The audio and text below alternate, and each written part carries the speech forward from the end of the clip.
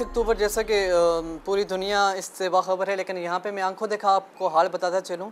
वो ये था कि जैसे ही ज़लज़ला हुआ उस वक्त ये समझ नहीं आ रही थी कि क्या हम करें।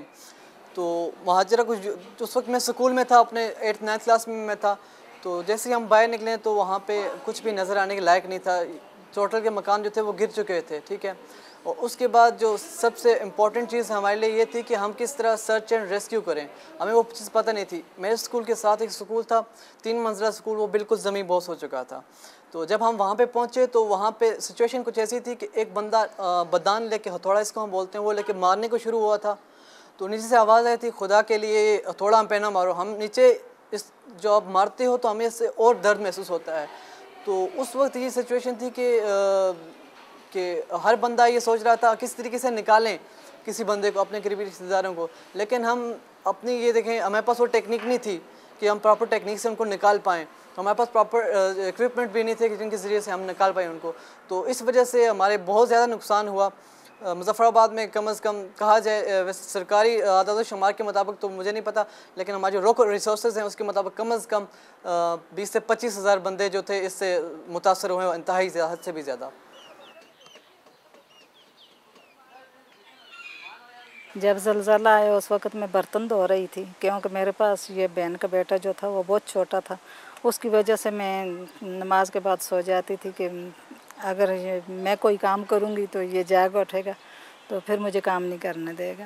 तो उसको मैंने सुलाया और मैं बर्तन धोने बैठ गई। तो अभी मैं आखिरी पीस बर्तन का धो रही थी कि ज़मीन नीचे से ऊपर को उठी। हमने को पता नहीं, फिर अल्लाह मियाँ के हुक्म से ही, लेकिन ये हुआ कि ज़मीन ऊपर को उठी और मैं मकान एकदम मेरे ऊपर आ गया। तो मेरे पास मेरे बच्चे तैयार हो रहे थे स्कूल जाने के लिए, नैयर निकल चुका था, तो दूसरे छोटे बच्चे तैयार हो रहे थे ना। एक बच्चे का मुझे याद है कि उसने एक जूता और साक्स मेरे सामने पहना, दूसरी साक्स पहनी और जूता उसने उठाया तो मकान ऊपर आ गया। तो जब मकान ऊपर आ गया तो मैं दब चुकी थी। फिर बच्चों का यही था कि हमारी माँ, उनको यही था कि हमारी माँ मार चुकी है। और हमारे पूरे ख़ानदान में अगर देखें तो 55 है। वहाँ तो मैं कहती हूँ चंद लोग बचे हैं, वहाँ तो सभी लोगों की डेथ हो गई। 65 लोग मेरे ससुराल के फौत हुए। ज़लज़ले के दौरान उसी दिन जिस दिन ज़लज़ला हुआ तो हमारे प्रिंसिपल साहब हमारे पास आए। उन्होंने कहा कि आपकी जान तो बच गई है, लेकिन आपके साथ का जो स्कूल है वो कम्प्लीटली डिस्ट्रॉय हो चुका है, आप उनकी जान बचाएं। तो चूँकि मैं एक स्काउट था बेसिकली, और हमारा ये वादा था कि हम दूसरों की मदद करेंगे। तो उस हवाले से ये था कि एक तो मेरे शौक़ था कि मैं लोगों के काम आऊँ, तो वो मेरे ख्वाहिश वहाँ पे पूरी हुई। और सिचुएशन कुछ यूँ थी कि मेरे घर वाले मुझे मेरे स्कूल में ढूंढने के लिए आए हुए थे और मैं उनको रेस्क्यू कर रहा था। मेरी पूरी यूनिफॉर्म जो थी, स्कूल यूनिफॉर्म, वो ब्लड से भरी हुई थी। तो उसके बाद ये था कि ये तो करीब मैंने 8 से 10 बंदे रेस्क्यू किए। जिस तरीके से भी किए वो बताने लायक है नहीं है, क्योंकि उस वक्त मुझे प्रॉपर ट्रेनिंग नहीं थी। मैंने खुद भी बहुत, अभी जब मैंने ये ट्रेनिंग ली है तो मुझे पता चला कि मैंने कितने गलत तरीके से उनको रेस्क्यू किया है।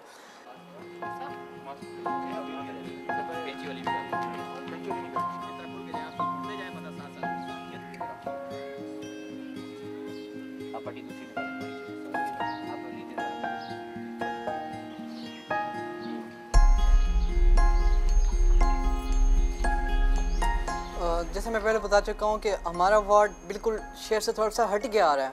तो उधर चूँकि किसी किस्म का हॉस्पिटल तो दूर की बात है, वहाँ पे छोटी डिस्पेंसरी भी नहीं है। तो ये जो बेसिक टेक्निक्स हैं, चूँकि आप देखें कि सबसे पहले जब कोई भी किसी किस्म का डिज़ास्टर आता है तो जो फर्स्ट रिस्पॉन्ड करती हैं कम्युनिटी करती है, कम्युनिटी के इर्द गिर्द के लोग। अब अगर मेरे दोस्त या रिश्तेदार है, उससे अगर मेरी सालों पुरानी दुश्मनी भी है, लेकिन किसी के ज़लज़ले में सबके सामने मिसाल है, अगर किसी की 100 साल पुरानी दुश्मनी भी थी, सबसे पहले वही पहुंचा जो कम्युनिटी में मौजूद था, मोहल्ले में मौजूद था। तो यही चीज़ है कि कम्युनिटी के लोग ही पहले उसको करते हैं, हेल्प करते हैं किसी किस्म का अगर मामला आ जाए। तो हमने उधर भी बताया था कि ये इस तरह की ट्रेनिंगें अगर वक्तन फ़वक्तन होती रहें, हमारे ज़हन भी खुले रहेंगे, तो हमारी यादाश्त में भी रहेंगे कि हमने ये काम करने हैं।